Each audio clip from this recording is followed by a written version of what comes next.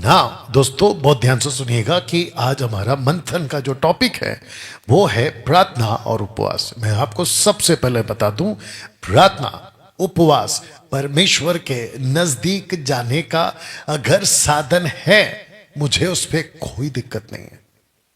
आपका मसीह जीवन प्रार्थना से, उपवास से आप अगर परमेश्वर के नजदीक जाते हो, इससे बड़ी खुशी की बात और क्या हो सकती है। अगर परमेश्वर का वचन आप पढ़ते हो, परमेश्वर के नजदीक जाते हो, इससे अच्छी बात और क्या हो सकती है। प्रार्थना जितना करना है करिए, उपवास जितना करना है करिए, वचन जितना पढ़ना है पढ़िए, संगति जितना करना है करिए, आपका quality time spending with God आप जितना कर सकते हैं, इससे अच्छी बात और क्या हो सकती है। बट हैविंग सेड दैट, आपको यह भी समझना है कि आप उपवास और प्रार्थना, बहुत ध्यान से सुनिएगा, किसी ड्यूटी के समान, किसी नौकरी के समान, किसी कार्य के समान मत करिए। और ना ही ऐसी विचारधारा रखिए कि परमेश्वर देखा, आपको मैंने 2 घंटे दिए हैं, अब आपको मेरी प्रार्थना को उत्तर देना ही पड़ेगा। क्यों? क्योंकि मैंने 2 घंटे दिए आपको। यह गलत हो जाएगा। अगर आप ये कहते हो कि परमेश्वर मैं अपने पेट को काटूंगा, मैं उपवास करूंगा, मैं भूखा रहूंगा, मैं तड़पूंगा और मैं अपने शरीर को क्या कहते हैं, दुख दूंगा, ताड़ना दूंगा, तपस्या करूंगा, आई थिंक ये शब्द सही है, तपस्या करूंगा, ठीक है। और अब मुझे आप तपस्या को देखो और मुझे मेरी जरूरत की चीज आपको देनी ही पड़ेगी। ऐसी सोच और ऐसी विचारधारा की प्रार्थना टोटल गलत है। आप इस बात को समझ रहे होंगे, ठीक है ना। परमेश्वर को जबरदस्ती प्रार्थना करके, जबरदस्ती उपवास करके वो चीज जो परमेश्वर करना नहीं चाहता, आप नहीं करवा सकते। इसको कहते हैं आपकी बुद्धि से, जिसको कहते हैं कॉमन अंडरस्टैंडिंग। आप किसी को कैसे भी बस कर सकते हैं, सब छोड़िए। आप खुद को अगर कोई आकर कहे कि मैं 2 घंटे एक पैर पे खड़ा रहूंगा, तुझे मेरी जरूरत पूरी करनी पड़ेगी, आप करोगे?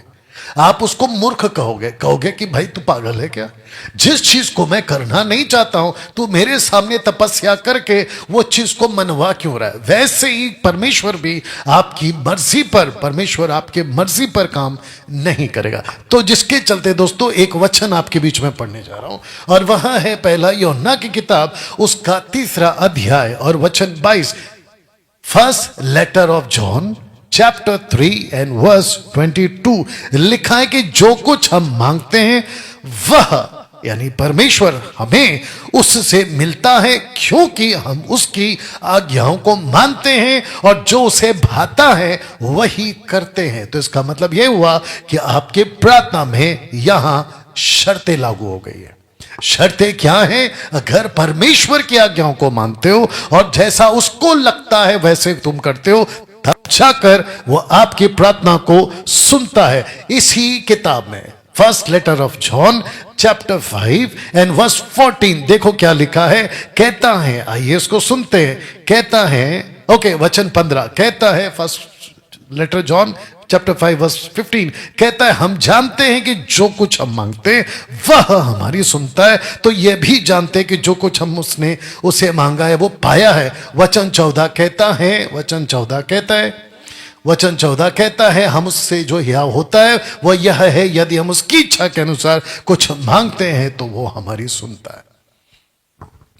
आज बहुत सारे लोगों ने मंथन किया, आपने देखा यहां पे सिस्टर शकुंतला जी, सिस्टर प्रीति गुजूर जी, फिर उसके बाद में पास्टर विकास जी, और फिर उसके बाद में रोहित जी, फिर उसके पहले चेतना, और भी कई लोग थे, और फिर अभी लास्ट में ब्रदर गोविंद, जिसको हमने पास्टर ऑर्डिनेशन के लिए नियुक्ति दी हुई है, ठीक है ना, जबकि हो जाएगा जल्दी से।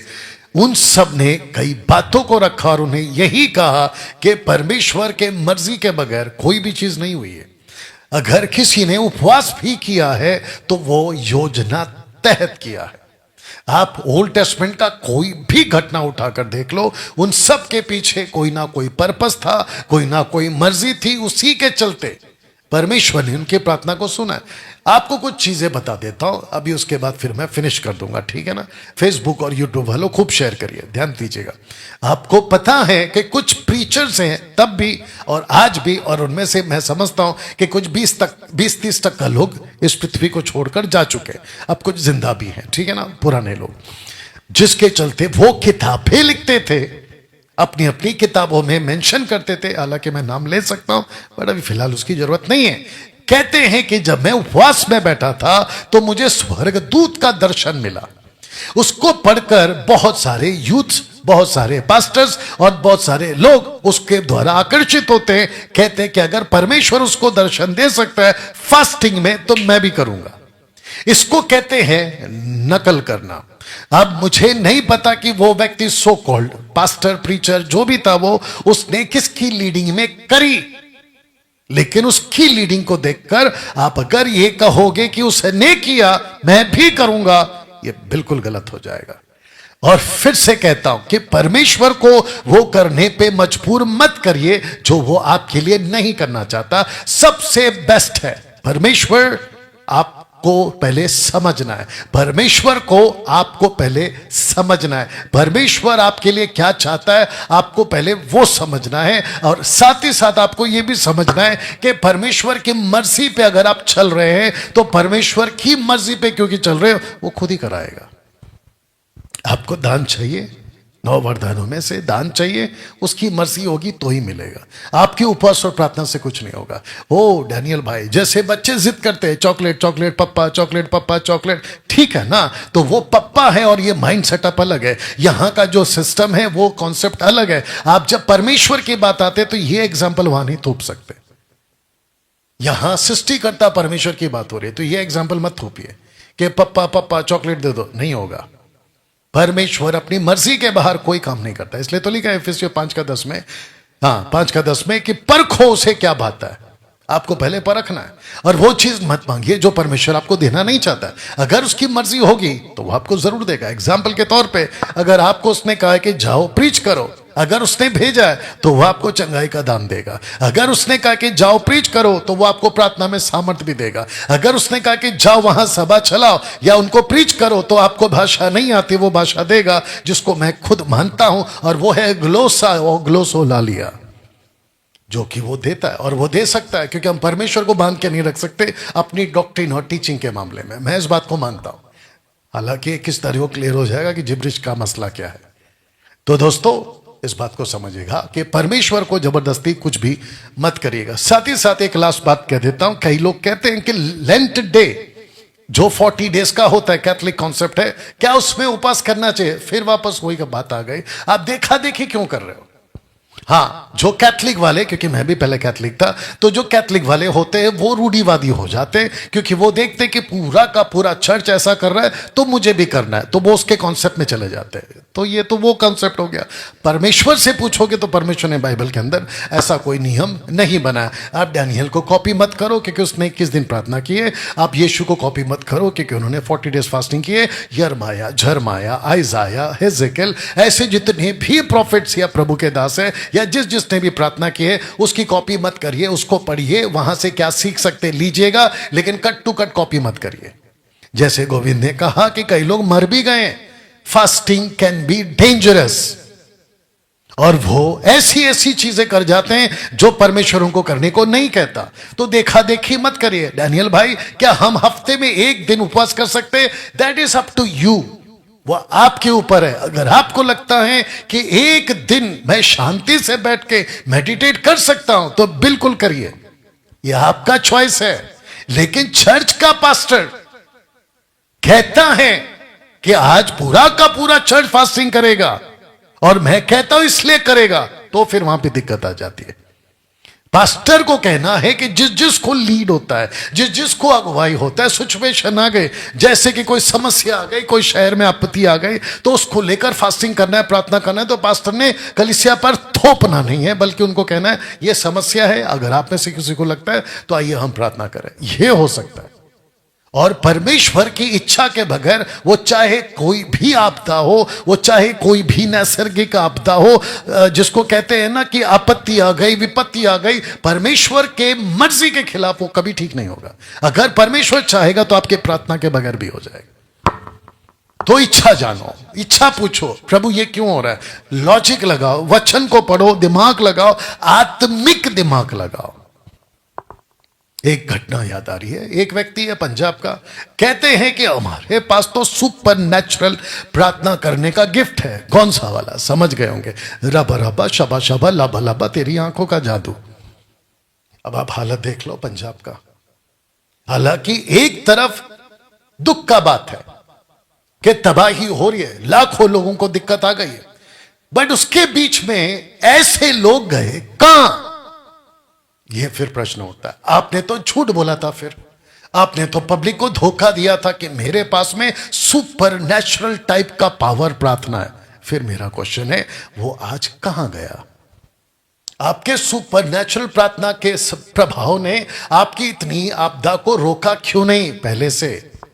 तो ये झूठ हो गया, ये धोखा हो गया, यही तो कहते हैं। और भारत सरकार ने जो एक बिल पास किया है अंधश्रद्धा के नाम पे, ठीक है ना, सुपरस्टिशियस अंधश्रद्धा के नाम पे, जहां कहता है कि मेरे पास में अलौकिक ताकत है, और अगर उसने दावा ठोका तो उसको करके दिखाना पड़ेगा, नहीं तो उसकी मुसीबत बढ़ जाएगी।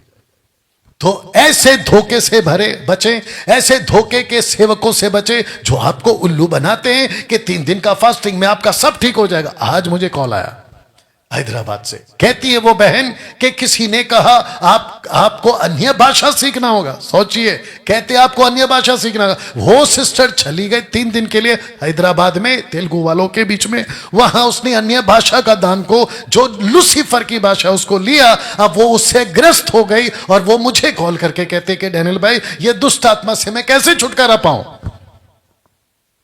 बताइए। वो बात अलग है कि हैदराबाद के हमारे एक पास्टर एमएमबी के, उनसे हमने कांटेक्ट करा दिया।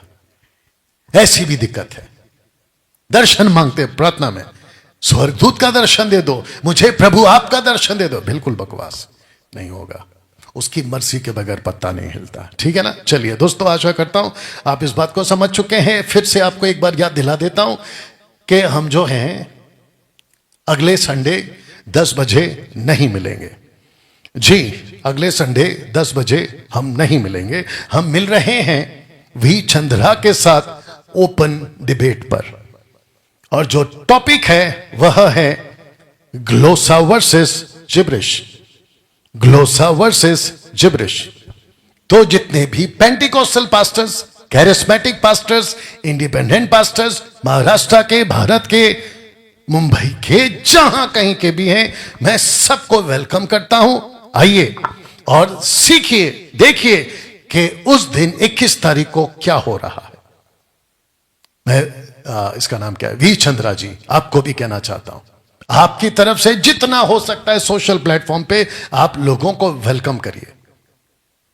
आपकी बात आप रखेंगे, मेरी बात मैं रखूंगा, लेकिन सब कुछ वचन से रखूंगा, ठीक है ना। तो जिसके चलते दोस्तों, मैंने फिर जब ये बात आई तो मैंने कहा कि अब क्योंकि क्या कहते हैं वी चंद्रा ने मुझे चैलेंज दिया था और मैंने उसको एक्सेप्ट किया, तब मैंने कहा कि क्यों ना बाकी लोगों को भी मौका दूं। तो ऐसे हम करेंगे कि अगर किसी और को भी अपार्ट फ्रॉम वी चंद्रा अगर किसी को डिबेट करना है तो रात को 8 बजे जूम पर, according to Indian standard time, ये वाला, आप आइए, इस नंबर पे कॉल करिए। और साथ ही साथ अगर कोई मुंबई महाराष्ट्र से है तो मैं उनको वेलकम करता हूं इस एड्रेस पे, यानी कि इस फेस टू फेस, जिसको कहते हैं फिजिकल, ऐसा कुछ चर्च है जहां पे आपको इकट्ठा कर कर आपके लोग, मेरे लोग, हम सब बैठेंगे, फेस टू फेस आप लोगों से बातचीत होगी, आपको मौका दिया जाएगा, आप मुझे मौका देंगे, फिर रीबटल का भी टाइम होगा। ऐसे करके आपके बीच में जो है हम इस अच्छे खासे एसी एयर कंडीशन हॉल में, जहां कार पार्किंग की सुविधा है, वॉशरूम की सुविधा है, और आपका सारा का सारा जो है अच्छा खासा सेटअप के साथ में, विद अच्छी खासी क्लैरिटी के साथ में, जिसको आप रिकॉर्ड करके यूट्यूब पे, फेसबुक पे डाल सकते हैं। प्रॉपर आपका जो है सेटअप यहां पे कराएंगे, जिसके चलते दोनों पक्षों को 40 मिनट्स का टाइम मिलेगा, जिसको कहते हैं ओपनिंग स्टेटमेंट देने के लिए। फिर उसके बाद में रीबटल का टाइम होगा, जिसको कहते हैं रीबटल स्टेटमेंट। उसके बाद में क्लोजिंग स्टेटमेंट। फिर उसके बाद में आपका जो है जो डिबेट का जो प्रोग्राम है वो समाप्त हो जाएगा। लेकिन जो भी कुछ होगा, the Bible will be the final authority in context. ऐसे करके आपको हम ये एक मौका दे रहे हैं। तो एक है जूम पर, दूसरा है मुंबई के अंदर आइए, बिल्कुल फेस टू फेस आप लोगों को जो है मौका मिलेगा, कोई भी विषय पे। ठीक है, चलिए प्रार्थना करके समाप्त करते हैं। सृष्टिकर्ता पिता तेरा धन्यवाद स्वामी, मैं जानता हूं कि कलीसिया तेरी है और इस कलीसिया को तू बना रहा है और चला रहा है। प्रभु जी सब कुछ तेरे हाथों में सौंपते हैं। अगले मीटिंग को जो आने वाला हफ्ता है प्रभु तेरे हाथों में सौंपते हैं, और ऐसा होने दे कि लाखों करोड़ों, रोमियों की किताब 3 अध्याय और वचन 1, 2, 3 के हिसाब से कि सारा संसार झूठा ठहरे और तू एकमात्र सच्चा। ऐसी बातों के साथ प्रभु जी हम तेरे हाथों में सौंपते, सब कुछ तुझे महिमा देते। ये प्रार्थना यीशु के नाम में, आमीन। चलिए दोस्तों अपना ख्याल रखें, मिलते हैं अगले हफ्ते 8 बजे। प्रभु आपको आशीष दे। इस वीडियो को खूब शेयर करें। God bless.